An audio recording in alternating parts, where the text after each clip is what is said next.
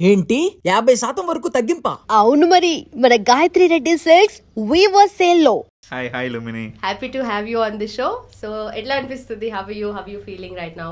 I'm good since నా first cinema release అయింది కాబట్టి, ఎన్నో రోజుల తర్వాత వెయిట్ చేసిన తర్వాత రిలీజ్ అయింది కాబట్టి, అండ్ ఈటీవీ విన్లో ఇప్పుడు ట్రెండింగ్ 1లో ఉంది movie. So very happy actually, relieved కదా లిటరలీ. అంటే we know you as Rajesh Khanna, crazy Khanna, కొండ్లన్నా, కమాన్ fans already and now as Suri.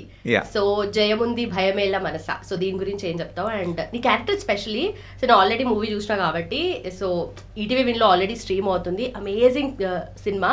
So character కూడా అసలు ఎక్స్పెక్ట్ చేయలే. అంటే లేదా ఒక్కటి చెప్తా అంటే లీక్ చేసినట్టు ఉంటుంది కానీ హారిక హారిక ఏది అని అనుకున్నా.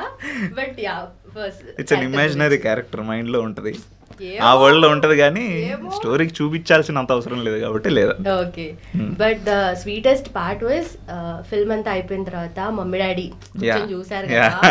సో వాళ్ళ గురించి మాట్లాడినప్పుడు I felt so happy and inspiring actually. So ఎట్లా అనిపించింది పేరెంట్స్ తో మూవీ చూడడం? చాలా చాలా బాగా అనిపించింది. మేము షూట్ అయినప్పుడు కూడా బేసికల్లీ వాళ్ళు, నా బర్త్డే రోజు జనరల్లీ సంక్రాంతికి నా బర్త్డే ఉంటుంది, ఎప్పుడు వెళ్తా, ఎవ్రీ ఇయర్ పక్కా వెళ్తా. సంక్రాంతి టైంకి మాత్రం, బర్త్డే టైంకి మాత్రం పక్కా ఇంటికి వెళ్తా. సో ఒకసారి మాత్రం ఈ షూట్ వల్ల పోలా. ఓకే. సో వాళ్ళకి చాలా ఫోమో ఫీలింగ్ వచ్చింది, నాకు ఉంది ఆబ్వియస్లీ, వాళ్ళకి కూడా చాలా ఫోమో ఫీలింగ్ వచ్చింది. అండ్ మరీ అంత ఫ్రీక్వెంట్గా వెళ్ళను నేను ఇంటికి. సో వాళ్ళకి వచ్చేసి షూట్కి వచ్చారు యాక్చువల్లీ. ఓకే. ఆ షూట్ లొకేషన్లో తిరుపతిలో జరుగుతుంది అప్పుడు. సో ఆ లొకేషన్కి వచ్చారనమాట. షూట్ అవుతున్నప్పుడు వచ్చారు. ఇంకా అంటే ఇంకా బర్త్డే రోజు చూడాలి వీడిని అని చెప్పి వచ్చారు. సో అప్పటి నుంచి అడుగుతూ ఉన్నారు ఎప్పుడు రిలీజ్ అయింది. వాళ్ళకి తెలియదు కదా ఇంత పెద్ద ప్రాసెస్ ఉంటుంది మూవీ అనేది అని చెప్పేసి. సో చూసిన తర్వాత 1 year అయింది, 2 years అయింది, ఎప్పుడు రా అంటున్నారు. అలాగే మనం జనరల్లీ యూట్యూబ్లో చేసేవాడిని నేను. సో ఎవ్రీ వీక్ వీడియోస్ వచ్చేవి, వాళ్ళు ఎవ్రీ వీక్ చూసేవాళ్ళు. So when it comes to films అంత ఫ్రీక్వెంట్గా రావు. అండ్ సిచ్యువేషన్ గురించి తెలుసు కాబట్టి నీకు కూడా, ఫిల్మ్స్ అనేవి ఎంత కష్టం అయిపోయినాయి ఇప్పుడు అని చెప్పేసి, రిలీజ్ అవ్వడం, చేయడం పక్కన పెడితే రిలీజ్ అవ్వడం చాలా లేట్ అయిపోతున్నాయి అన్నీ. సో అడిగారు ఒక 1-2 months, 3 months, 4 months, ఒక 1 year అడిగారు ఎప్పుడు వస్తుందని. ఆ తర్వాత వాళ్ళు కూడా అర్థం చేసుకున్నారు, ఇంకోసారి అడిగితే వీడికి చిరాకేస్తుంది అని చెప్పేసి అర్థం చేసుకుని దేవర్ వెయిటింగ్. అంటే అదృష్టవశాత్తు ఫార్చునేట్లీ వాళ్ళు హైదరాబాద్కి వచ్చారు. జనరల్లీ వాళ్ళు, మాది కడప బేసికల్లీ, వాళ్ళు అక్కడే ఉంటారు, మా పేరెంట్స్ కడపలోనే ఉంటారు, నేను హైదరాబాద్లో ఉంటాను. మేబీ ఒక షోనే పడింది premiere, since it's release directly on ETV win exclusive OTT కోసము. But for team and friends మేము ఒక ప్రీమియర్ షో లాగా వేసుకున్నాము. నా అదృష్టం కొద్దీ fortunately they are in Hyderabad. వాళ్ళు కడపలో ఉంటే ఖచ్చితంగా వచ్చేవాళ్ళు కాదు, మేము టీవీలో చూసేవాళ్ళం లేరా అనుకునేవాళ్ళు. బట్ ఫార్చునేట్లీ వాళ్ళు ఇక్కడ ఉన్నారు. సో ఎందుకో స్టార్స్ అన్ని అలైన్ అవుతుంది, సెట్ అయిపోయింది మొత్తం, అలా టైం సెట్ అయిపోయింది. బట్ మా అక్క మిస్ అయిపోయింది బేసికల్లీ. సో కరెక్ట్ టైంకి ఏంటంటే మా అక్క పిహెచ్డి కోసం వేరే ఊరికి వెళ్ళింది. సో చిల్డ్రన్ని చూసుకోవడానికి మా అమ్మ నాన్న ఇక్కడికి వచ్చారనమాట హైదరాబాద్కి. ఫార్చునేట్లీ కరెక్ట్ అదే టైంలో ప్రీమియర్స్ పడ్డాయి. అండ్ ఇంకోటి ఏంటంటే ఆ రోజు మధ్యాహ్నం వరకు మాకు తెలియదు ప్రీమియర్స్ పడతాయా పడవా, ప్రీమియర్ షో ఉంటుందా లేదా, ఏఎంబియా ట్రిపుల్ఏయా, ఇది చాలా కన్ఫ్యూజన్ ఉన్నింది. నేను కూడా షూట్కి వేరే లొకేషన్లో ఉన్నా, వేరే షూట్ చేస్తూ, వేరే సిరీస్ షూట్ చేస్తూ జహీరాబాద్ సైడ్ ఎక్కడ ఉన్నా. నాకు వాళ్ళు చెప్తే రావడానికి అట్లీస్ట్ 3-4 hours పడుతుంది. సాయంత్రం షో, మధ్యాహ్నం వరకు అంత కన్ఫర్మేషన్ లేదు వస్తుందా ఉంటుందా రాదా అని చెప్పేసి. అండ్ ఇంకోటి ఏంటంటే టీం ఆల్రెడీ ఒకసారి చూసేసారు, కొంచెం ఎడిట్ ఇదంతా అయిపోయిన తర్వాత, మిక్సింగ్ అంతా అయిపోయిన తర్వాత టీం చూసారు, నేను చూడలా. సో ఎంతైనా మన సినిమా థియేటర్లో చూడడం అనేది మన డ్రీమ్ ఉంటుంది కదా. సో అది మిస్ అవుతానా, ఒకవేళ పడకపోతే అది మిస్ అవుతా కదా, అందరు చూస్తారు టీంలో, నేను ఒకరిని చూడలేదు అనుకుంటా ఉన్నా.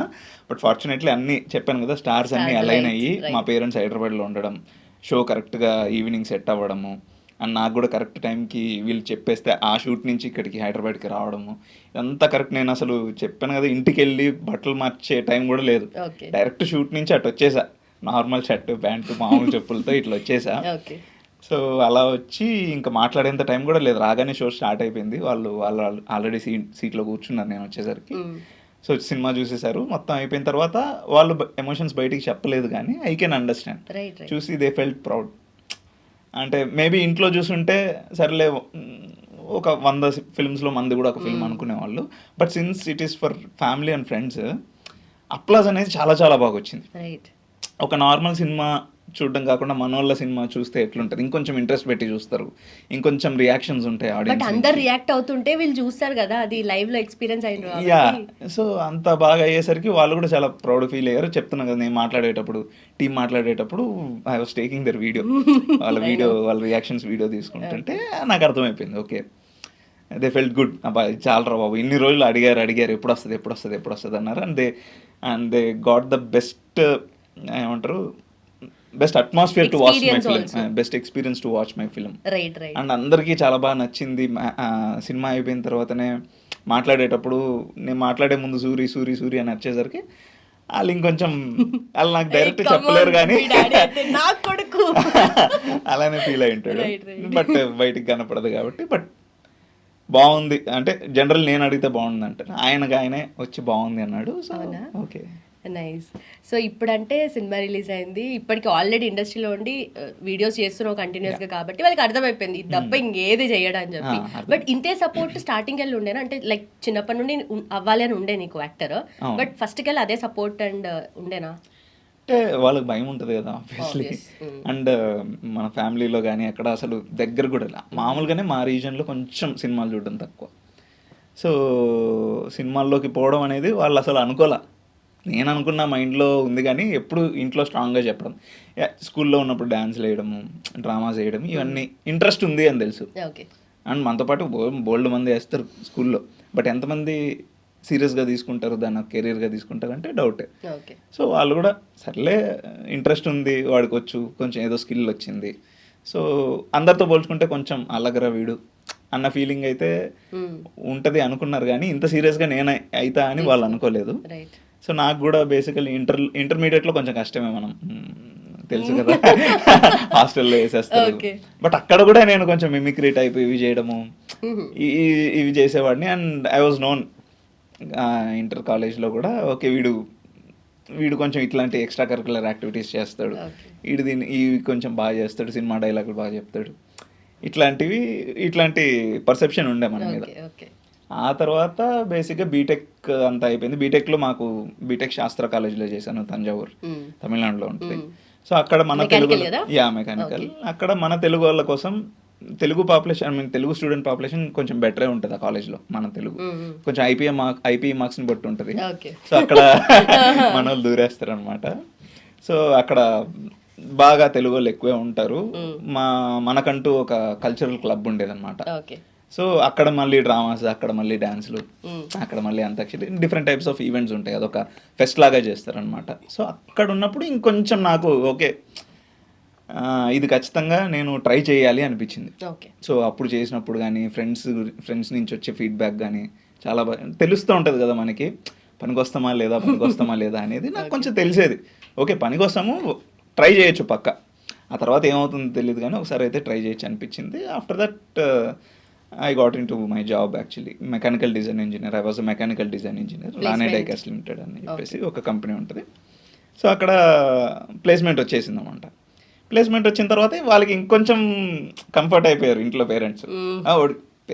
వచ్చింది కాబట్టి వీడు జాబ్ చేసుకుంటూ ఉంటాడు, మహా అయితే సండేనో సాటర్డేనో పోయి షార్ట్ ఫిల్మ్స్ ఇట్లాంటివి చేస్తాడేమో అనుకున్నారు.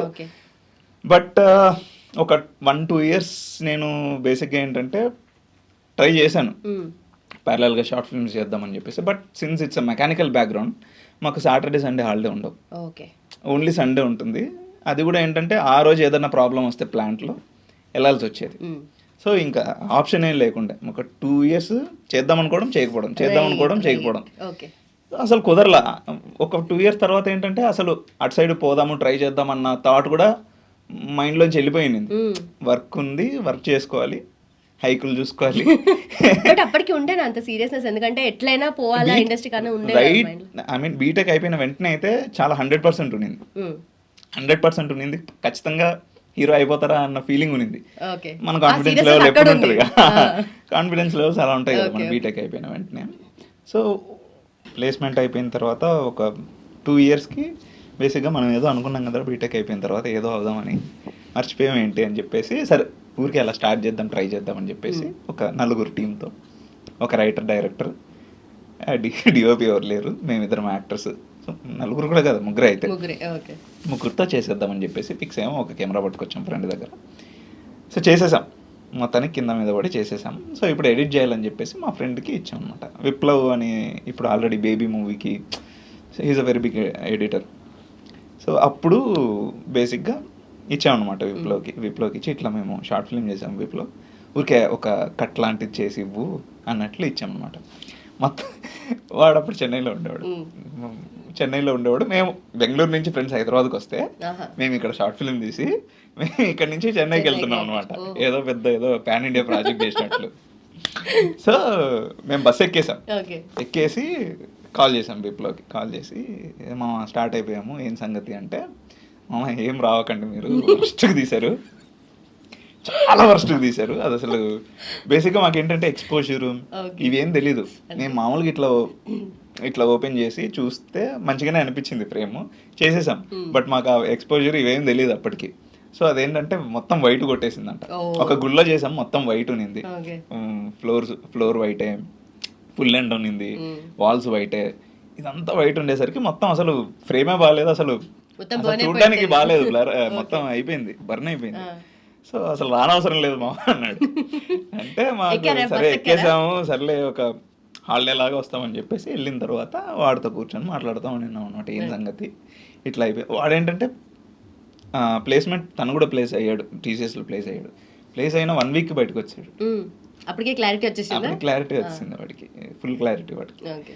సో 1 వీక్కే బయటకు వచ్చాడు. హీ వాజ్ వెల్ సెటిల్డ్ అప్పటికి, ఆల్మోస్ట్ ఇంకా ప్రాజెక్ట్స్ చేస్తున్నా అన్న మోడ్లో ఉన్నాడు. మేమేంటంటే ఇంకా షార్ట్ ఫిల్మ్ చేయడం కూడా నేర్చుకోవాలి అప్పటికి.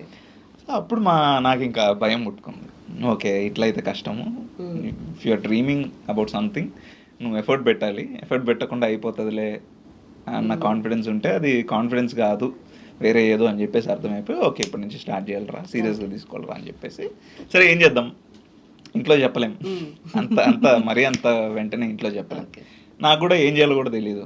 సో షార్ట్ ఫిల్మ్ ఎవరి దగ్గర నేర్చుకోవాలి మనం, కాలేజీలో అంటే కింద మీద పడి నేర్చేసుకునే వాళ్ళం, కాలేజ్ అయిపోయిన తర్వాత ఒక ఐడియా వచ్చేది. ఇప్పుడు జాబ్ చేస్తూ నేర్చుకోవడం అనేది చాలా కష్టం. సో అండ్ అలానే ఆలోచిస్తూ ఇంకొక 1-2 months అలానే అయిపోయి, ఆ తర్వాత తమాషా అని ఒక ఫిల్మ్ చూసాను, రణబీర్ కపూర్. అది చూసిన తర్వాత ఇంకా ధైర్యం వచ్చింది, ఏదో ఒకటి చేసేద్దాము, ఒక స్టెప్ అయితే తీసుకుందాం, డేరింగ్ స్టెప్ అని చెప్పేసి వెంటనే నెక్స్ట్ రోజే ఆఫీస్లో ఇట్లా మూవీస్కి వెళ్దాం అనుకుంటున్నాను అన్నట్లు చెప్పేసి తీసేసుకుందాం అనుకుంటున్నాను. అంటే నువ్వు ట్రై చేయి, వచ్చిన తర్వాత వెళ్దులే అంటున్నాడు. లేదు ఇక్కడ ఉండి ట్రై చేయలేకపోతున్నాను, అసలు నా వల్ల కాదంటే. వాళ్ళంతా ఏమనుకుంటున్నారు, వీడికి వేరే కంపెనీలో ఏదో జాబ్ వచ్చింది అది చెప్పకుండా వెళ్ళిపోతున్నాడు అనుకుంటున్నారు. లేదు బాబు, దీనికోసమే సో దీనికోసమే అని చెప్పేసి వాళ్ళకి అర్థం అవ్వడానికి ఒక 1 month అలా పట్టింది. ఆ తర్వాత ఓకే కరెక్టే, వీడు దానికోసమే వెళ్తున్నాడు అని చెప్పేసి ఫిక్స్ అయ్యారు. ఆ తర్వాత బేసిక్గా నేను చాలా ట్రయల్స్ చేశాను, అండ్ డైరెక్షన్ డిపార్ట్మెంట్ అయినా పర్లేదు, ఏదో ఒకటి ఫస్ట్ ఛానల్ దొరకాలి అని చెప్పేసి అలా బయటకు వచ్చాను. బట్ ఇది అంటే ఇక్కడ నాకు వచ్చిన డౌట్ ఏంటంటే, ఇప్పుడు ఎడిటర్ విప్లవ్ ఉన్నాడు కదా, సో తను కూడా వెంటనే జాబ్ వదిలేసి వెళ్ళాడు అంటే అట్లాంటి థింగ్స్ ఏమైనా ఇన్స్పైర్ అయ్యి జాబ్ వదిలేసారా? లేదు, ప్రాపర్ ఇన్స్పిరేషన్ అయితే నాకు తెలిసి తమాషా సినిమా. ఓకే. సో అది ఎప్పటికైనా ఆర్ట్ మీనింగే ఆర్ట్ పర్పసే అది కదా. సో ఆ మూవీ చూసి అంటే అది బాగా కనెక్ట్ అయిన వాళ్ళకి అది వేరే లెవెల్ సినిమా, కనెక్ట్ కాని వాళ్ళకి అది ఒక బోరింగ్ సినిమా. బట్ నాకైతే కనెక్ట్ అయింది గట్టిగా. సో అది చూసి ఇంకా అదే ఇన్స్పిరేషన్, వెరీ రోబోటిక్ అయిపోతున్నాం మనము అన్నట్లు. ఇది కాదు కదా మనము అంటే మనకు తెలుస్తుంది కదా, మన కాలేజీలో ఎలా ఉండేవాళ్ళం, స్కూల్లో ఎలా ఉండేవాళ్ళం, సో ఇప్పుడు ఎలా ఉంటున్నాం అనేది తెలిసిపోతుంది కదా. సో ఇంక ఇట్లా ఉండకూడదు అని చెప్పేసి అప్పుడు ఇంకా బయటకు వచ్చేసి ఐ స్టార్టెడ్ డూయింగ్ ట్రయల్స్ అనమాట. మెల్లిగా నిశుంబిత అని ఒక థియేటర్ గ్రూప్ చేరాను. అది కూడా ఎక్కువ రోజులు ఏం చేయలేదు. స్టార్టింగ్ ఏంటంటే హిందీ షో అన్నారు. నాకు హిందీ ముక్క రాదు నాకు. సో హిందీ షో అంటే పోనీలే బ్యాక్ స్టేజ్ నేను హెల్ప్ చేస్తాను అని చెప్పేసి వెళ్ళాను. బట్ ఎలాగోలా I got into the drama, being eunuch అని చెప్పేసి ఒక డ్రామా ఉంది, ఒక స్టేజ్ డ్రామా. అందులో నేను చేశాను హిందీదే. లాస్ట్ ప్రాక్టీస్ చేస్తాను ఉన్నింది. ఫస్ట్ అసలు లేను. తర్వాత ఏంటంటే ప్రాక్టీస్ చేసేటప్పుడు ఒకరిద్దరు రారు, గ్రూప్ ఉంటారు కదా, ఒక 15-20 members అలా గ్రూప్ ఉంటారు. ఎవరో ఒకరు ఏదో ఒక రోజు హ్యాండ్ ఇస్తారు అనమాట. అప్పుడు మనం సబ్స్టిట్యూట్ లాగా చేసేవారు. చేసినప్పుడు ఏంటంటే సార్కి నచ్చింది, రామ్ సార్ అని ఉండేవాడు, ఆయనకి నచ్చింది నీకు రాకపోయినా బాగానే చెప్తున్నావు, ప్రొనౌన్సియేషన్ బాగానే ఉంది, నువ్వు చేసేలా పర్లేదు అన్నట్లు చెప్పాడు. అలానే చేసాను అనమాట. అక్కడ నాకు కొంచెం కాన్ఫిడెన్స్ వచ్చింది. అసలు ఏమీ రాదు మనకి, ఏమీ రాని చోట ఎవరు తెలియని మనుషుల దగ్గరికి వెళ్ళి అసలు నేను లేను అనుకున్న దాంట్లో ఐ గాట్ ఇన్ 3 క్యారెక్టర్స్ చేశా బేసికల్లీ ఒక దాంట్లో. సో భాష రాదు, ఏమీ రాదు, బట్ స్టిల్ 3 క్యారెక్టర్స్ చేయగలిగాను. ఎస్ ఐ కెన్ డూ అన్నట్లు అనుకున్నప్పుడు బేసిక్గా ఏంటంటే చాయ్ బిస్కెట్ అప్పుడు వచ్చింది.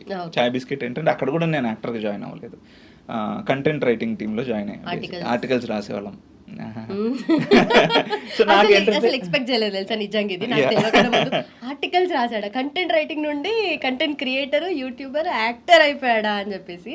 సో ఎట్లా హౌ డి యు గెట్ అలా బేసిక్గా ఏంటంటే అప్పుడు ఫేస్బుక్ ఆర్టికల్స్కి ఫేమస్ చాయ్ బిస్కెట్.